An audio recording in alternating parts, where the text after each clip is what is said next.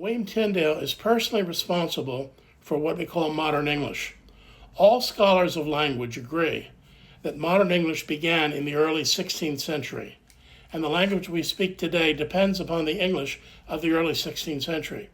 And when you hear people lecturing about the development of English, they acknowledge that Old English can't be read by anybody today except scholars. Middle English is a little bit easier, but only recently in the past 100 years have begun to decipher how it would be pronounced and why it's related. It was thought for many hundreds of years after it was forgotten that it really was a meaningless language. But modern English, you can read William Tyndale, who wrote in 1526, and read his first edition of the English Bible, and you can understand it. Its language is short Anglo-Saxon words with some Norman French grammar, some Latinisms. It is the basis of modern English. It was revised. Tyndale revised it, the 1526 first edition, in 1534, and during that period he also translated portions of the Old Testament. But the English into which he brought the Greek and the Hebrew is the English we speak today. And without that change, who knows what language would be like today. In those days, English was a backwoods language which nobody spoke. Mm-hmm. You go to Paris and nobody spoke English. Mm-hmm. But English today is the most important language in the world. Mm.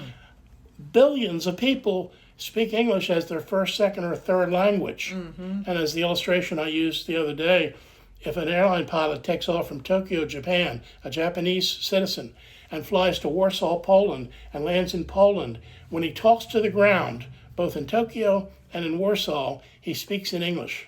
And they understand him in English, and they respond in English, because English is the language of the world. When I was growing up, French was the language. You had to learn French if you wanted to be sophisticated. And in the days of Shakespeare, Italian had some significance. And of course, in the church, Latin was always important. But the common people didn't understand Latin. They didn't care about French. They didn't want to be literate particularly. They just wanted to communicate. And they spoke in this Anglo-Saxon, Norman French, Latin combination, which Tyndale knew and which he systematized when he printed his first New Testament, and which he regularized by the time the second edition came out in 1534. So that by the time of his death in 1536, there was in writing something that could be the basis of a common language for all the English. And then, within months after Tyndale was put to death, Henry VIII decreed that his Archbishop, Thomas Cranmer, have prepared copies for all the 6,000 parish churches in England, where a copy of the New Testament, alongside Erasmus's paraphrases, would be available and would be read systematically every week. And because it was illegal not to go to church in England, you had to go to church every week, whoever you were. And you heard the word read week after week after week. And for the first time in history, people in their own language heard the priest in the front saying, "Ask and it shall be given to you. Seek and ye shall find. Knock and it shall be opened unto you.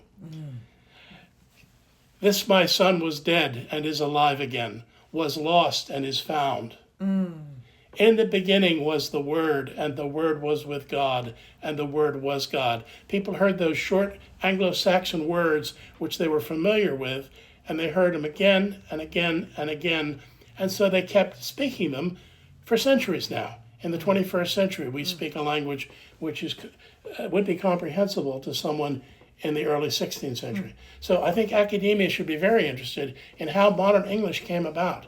And the fact that it was the Bible, it could have been Ben Jonson, it could have been Lancelot Andrewes, but it was the Bible that people heard and read by law.